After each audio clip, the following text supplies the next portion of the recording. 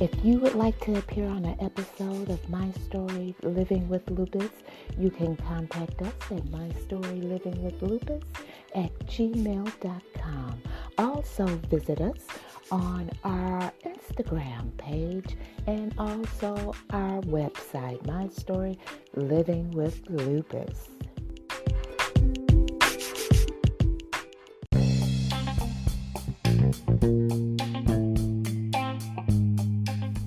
The views and opinions expressed on My Story Living with Lupus podcast represents each person's individual experience.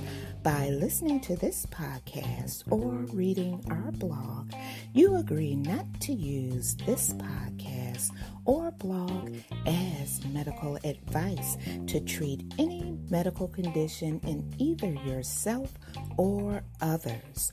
As always, consult your own physician for any medical issues that you may be having. My Story Living with Lupus podcast is officially trademarked, all rights reserved.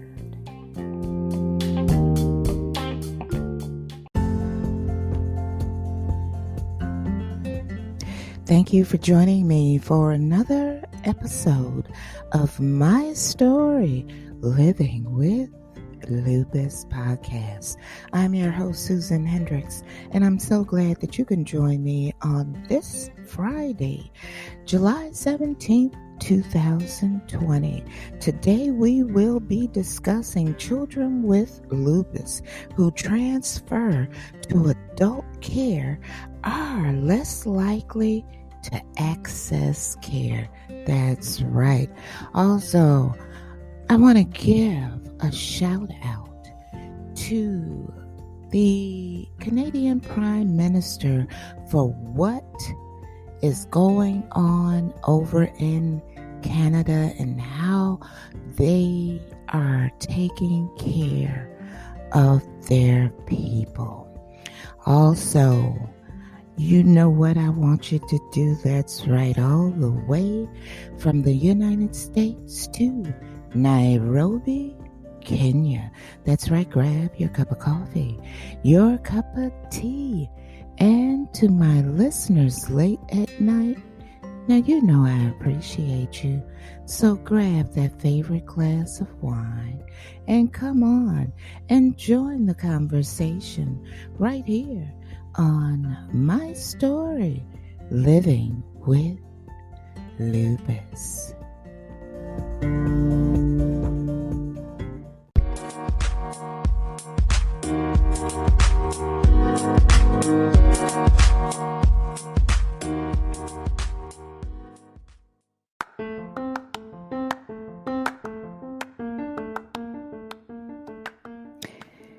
We all know the benefits of apple cider vinegar. Now, you guys know that I'm a vegan and that I have lupus along with other health issues. I used to take ACV every morning before I worked out, but eventually the taste of ACV got to me and I had to look for another alternative. And that's when a friend of mine turned me on to Goli. Goli is the first apple cider vinegar gummy. They give you all the benefits of ACV without the taste. That's right. Goli is vegan, gelatin-free, gluten-free, and 100% organic. And the vitamins and the ACV in Goli promotes a healthy heart by maintaining a healthy cholesterol range, controls blood sugar levels, and also curbs your appetite.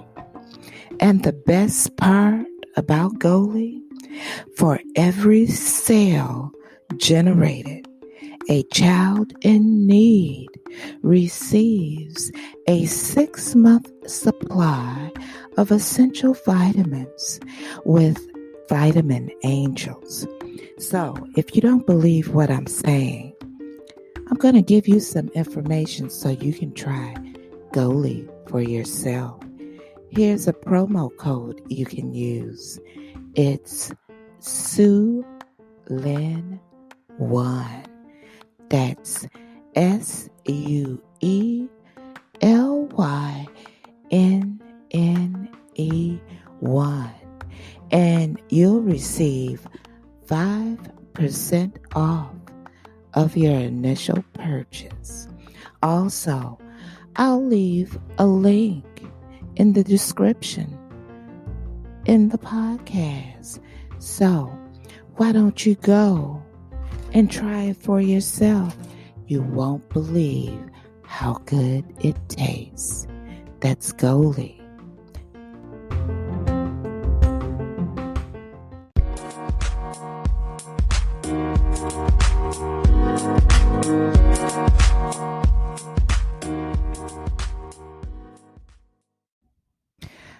I just want to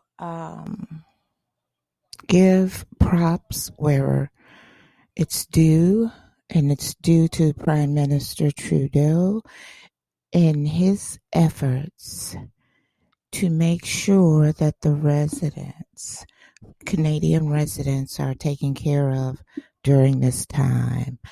I yesterday was reading all of the guidelines and the preparedness plans that Canada has established in that country, and how their residents are truly taken care of. Initially, they received an initial payment of $2,000 right off the bat. And then they would be paid $1,000 every 2 weeks, so that's $500 every 2 weeks. They have provided more PPE to hospitals and medical staffs. You know, we are all fighting this pandemic together, but I like the way that Canada has gotten their selves together with preparedness plans and the PPE equipment and the medical equipment, everything together to try to combat it. They've closed down the borders, which is understandable. I have friends over in Canada, and I hope that they are doing well. But yeah, my hat is off to Prime Minister Trudeau in his efforts of keeping Canadians safe during this time. When we come back, we'll be discussing children with lupus transferring over to adults seeking care. Do they get the care that they need when they transfer over into adult stage care? We'll be right back. My hat's off to you, Canada. We're talking about children with lupus who transfer to adult care are less likely to access care. Yes, you heard it correctly. Children with lupus who have transferred their care from pediatric to adult providers are less likely to be cared for by a rheumatologist. And we're talking about 93.6% versus 68.4% have lower rates of medication usage, such as hydroxychloroquine, 100% versus 89.5%, and a report worse health-related quality of life than those who are still being seen by their pediatric providers. Yes, individuals that transition their care report similar disease activity, flare rates, and disease manifestations as those who have not yet transferred care. Now, transition of care refers to a structured process starting in early adolescence that aims to prepare patients and families for transfer of care to an adult provider, which often occurs between the ages of 18 and 22. Now, a group of 85 persons participating in the pediatric lupus outcomes study of persons ages 18 to 30 were surveyed. Of the group, 47 were receiving care from a pediatric rheumatologist pre-transfer group, and 38 had transferred their care from a pediatric rheumatologist to an adult provider post-transfer group. The researchers examined differences in their disease activity and healthcare utilization, as well as potential barriers to successful transfer. Now, other findings included children that transferred to an adult provider post-transfer saw a significantly longer disease duration. Now we're talking about 10.9 years versus 5.5 years, and had significantly more lung disease, 29% versus 6.4%. Now, the post-transfer group had significantly lower perceived general health, 47.1 versus 58.2, and social functioning, 75 versus 100, when compared with pre-transfer group. While both pre- and post-transfer groups had similar rates of health insurance coverage, 95.7% and 89.5%. Post-transfer participants were more likely to report difficulties obtaining insurance, 34.2 versus 10.6%. Although more commonly diagnosed in adults, 15 to 20% of SLE patients are diagnosed in childhood. This is a unique study examining pre- and post-transfer population. Several study participants reported difficulties with transition that they felt contributed directly to increased disease activity. More study to understand how transfer may lead to decreased health care utilization is important in order to better counsel and guide children with lupus through the transition process. Learn more about the impact of lupus in children and teens.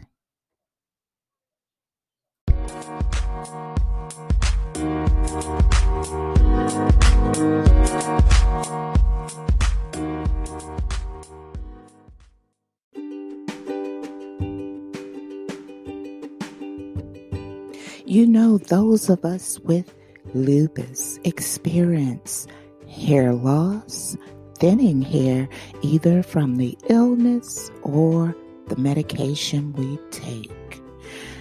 I have this perfect solution for you. It's called Vitalize. Yes, Vitalize can help you. They are in the business of growing healthy hair. They have a hair system that can help you, and even better, they have a new and improved edge control gel. That's right, ladies. There is no flaking. It lays down the edges and also protects it from heat. But wait 1 minute. Most importantly, the edge control has the award-winning hair growth ingredient retinol. Addition to the 3-part scalp treatment system, there is a silk pillowcase for you to lay those growing locks on. Shampoo, conditioner, and multivitamin gummies. You can see reduced shedding in 2 weeks. You heard me. And most see results in 4. To see proof for yourself, go on over to vitalizehair.com. That's vitalizehair.com and use the referral link listed in the information box on this podcast.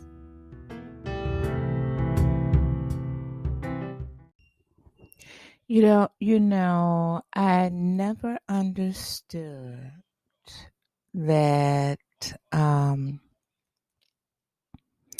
just say like pediatricians and a child has lupus or a pediatric rheumatologist. Now, you've been seeing this child all this time, but once they reach a certain age, they have to transfer out of your care to find another doctor. Wouldn't it be simpler just to continue the care plan with the same rheumatologist, even though it's a pediatric rheumatologist? Come on now. Sometimes I wonder, do doctors really realize the difficulty we as patients have finding physicians to treat us for this illness? You know, you get some, and I'm not saying all physicians, this is not to bash physicians, but I'm telling you the truth. You have some physicians that will treat you like an assembly line. Get you in, get you out. The more patients they see, that's more money that they're getting in from billing for the services, and it all depends on what your insurance patient base is. You know, is your patient base 90% commercial? Is your patient base 90% Blue Cross? Is your patient base 90% state insurance? And if you're on a state insurance, you know that you will receive the basic care, not the full-blown care that you need. And this is what really ticks me off with some physicians. They look at that insurance first, and they're not looking at the patient. as to what care is really needed. And I'm trying to get booked. This rheumatologist that I know that her schedule is busy and we've been going back and forth. I'm trying to get her. She really cares about her patients. She doesn't look at the insurance. She looks at the patient and what conditions the patient is going through. So I'm trying to get her booked on the podcast, but this is what really gets me, and maybe I care too much about people's health that when I was in the medical field, I would say, I don't care what insurance you have. I'm going to make sure that you get taken care of. And that was dealing with my own businesses. I care less about the insurance. I would ask the doctor, what do they need? And just say, for instance, if I did not take a patient's HMO, that patient still got equipment because they were in need. And I personally took the hit. You know, I knew the patient could not afford to pay the rental costs on the equipment, so I took the hit. I let my business take the hit. But why not? If you're seeing a child, a pediatric rheumatologist, if you are seeing a child up until adulthood, why not continue to make sure that that individual's care continues? Because when you get out here and trying to look for a rheumatologist or a primary care physician, and you have this condition, it can become daunting, frustrating, and very hard. Where some patients say, hey, forget it. You know, if things get bad enough, I'll go to the ER. But that's my perspective, that the care should continue, but it's the medical field and things are different. Now let's talk about a new licensing partnership spurs plans for a phase 2 study of potential therapy for lupus treatment. Alpine Immune Sciences Incorporated announced a partnership for exclusive worldwide option and license agreement for a new drug therapy, Alpine 101, which inhibits two molecular pathways associated with autoimmune and inflammatory diseases. Through the partnership, Alpine is planning to conduct a phase 2 study of the drug in lupus. ABB will take over responsibility to conduct all future clinical development, manufacturing, and marketing of the drug. The therapy has demonstrated efficacy in multi preclinical disease models, superior to blocking either pathway alone, and favorable safety and tolerability, drug absorption. There is significant momentum across the research community for lupus research. This partnership is promising. Example of that. Now, you guys, I'm really not feeling my best today.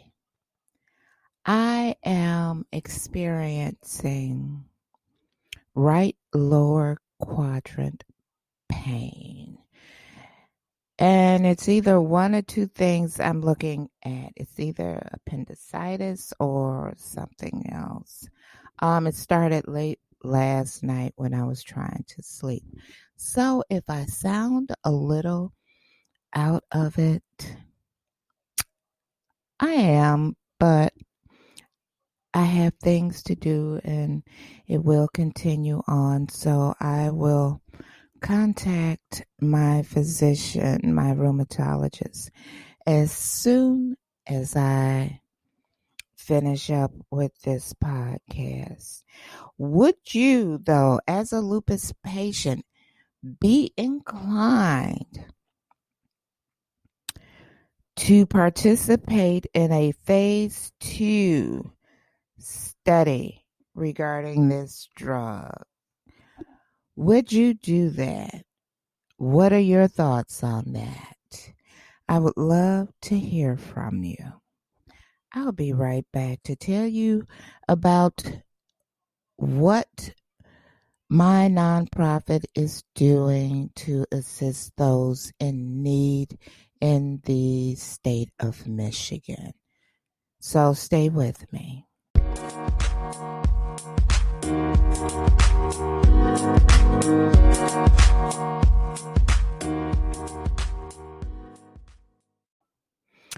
Okay, I promised to tell you about the foundation that I have established, the Charlie E. and Minnie P. Hendricks Foundation, which is a community-based voluntary health organization which is dedicated to bringing forth awareness, education, and advocacy and service. It is our belief that no one suffering from a chronic illness should have to live in lack or have to make choices between feeding your family or purchasing medication.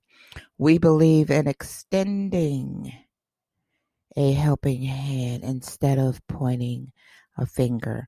Our goal is to see one, reach one, to educate and empower the masses. We have established an annual back to school support giveaway.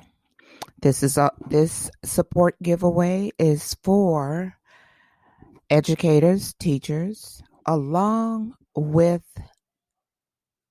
students, families. Now, since we are a Michigan-based 501c3 nonprofit, we are helping those who live in the state of Michigan during this time.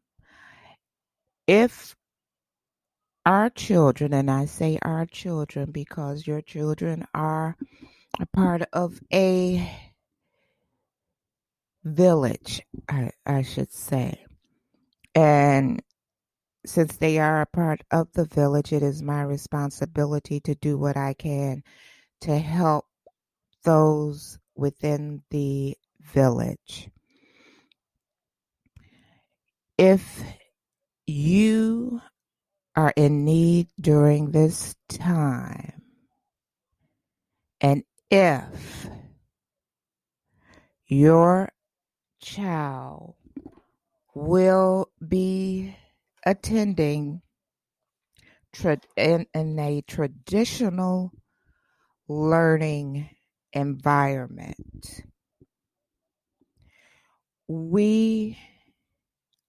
and when I state we, the foundation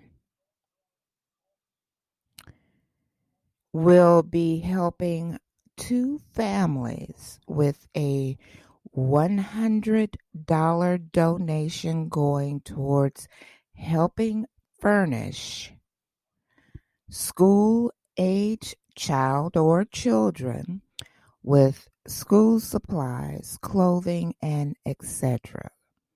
The families must submit a certificate of need by August 31st, 2020. Must be a Michigan residence. We're keeping track here. Our foundation is keeping track here in Michigan whether or not they will be opening up these schools. And it's based on that information that we get from state and local officials, whether traditional school will be held for kids or if children will be homeschooled. In the event that children will be homeschooled, we will take those donations, our donation, and we will still assist 2 families that are homeschooling their child or children. So all you have to do is go over to https://cemphfoundation.com and look for the certificate of need. There are also guidelines set on that form that you must follow, and we will be verifying the information. Now, to my educators. Now, last year we helped out a Detroit public school to provide certain items that was in need in the classroom.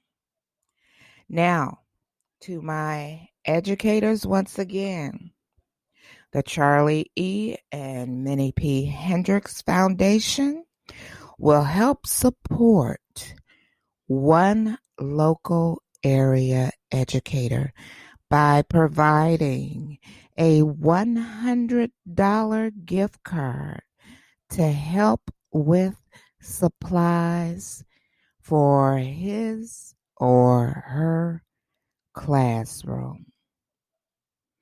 Now, for the educators, this program will kick off on September the 1st, 2020, and will end September the 20th, 2020.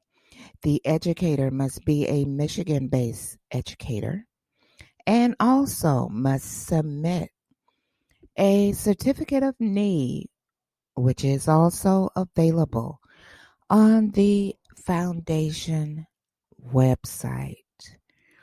Also, we are gearing up to kick off Feed and Blanket the Underserved. This program is geared to assisting the homeless and families located in the city of Highland Park and Detroit, Michigan. We are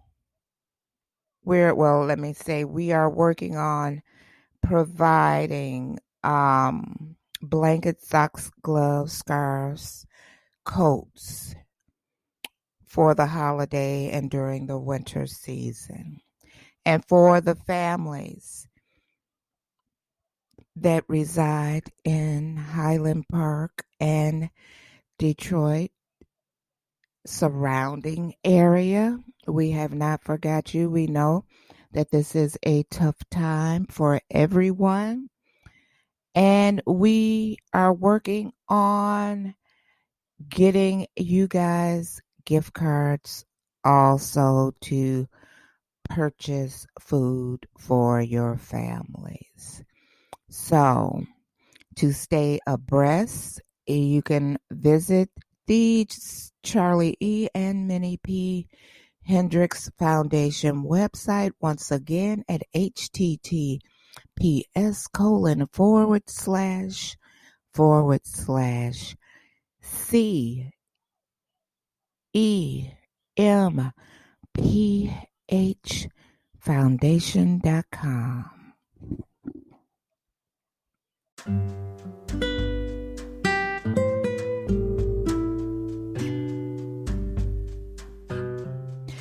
I finally figured out what was wrong with the pain coming from my right lower quadrant. I had a taste for some squash, and I put it on the grill yesterday, so I won't do that anymore.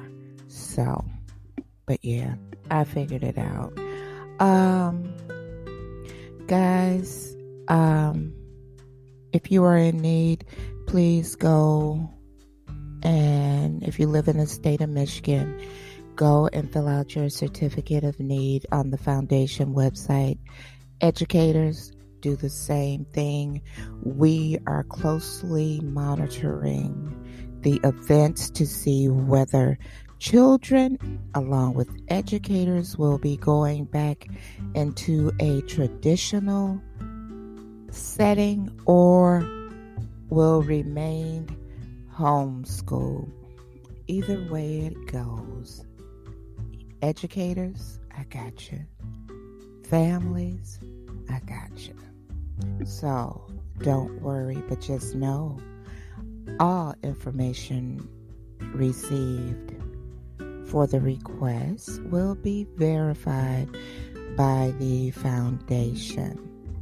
So, in closing, when we were children, and we were so grateful to those who filled our stockings at Christmas time. Why are we not grateful to God for filling our stockings with 2 legs? Think about it. You have the use of your limbs. You were on the wake up list this morning. You may be in pain, but you can feel that pain. You may be tired, but hey, get up and go anyway. God sees, hears, and will answer your prayers. I would like to thank Goalie Gummies for partnering up with My Story, Living with Lupus podcast. Also would like to thank Vitalize Hair for partnering up with the My Story, Living with Lupus podcast. These are 2 products that I personally use, and I will leave the links and promo codes in the description box. Please share, like, and y'all leave me a review. Come on now. And tell a friend about us. Well, it's that time for me. I have to get to work on foundations business now. But I'm Susan Hendricks, your host for My Story, Living with Lupus podcast. Have a most peaceful, positive, and oh so blessed weekend. I'll see you next Friday. God bless you.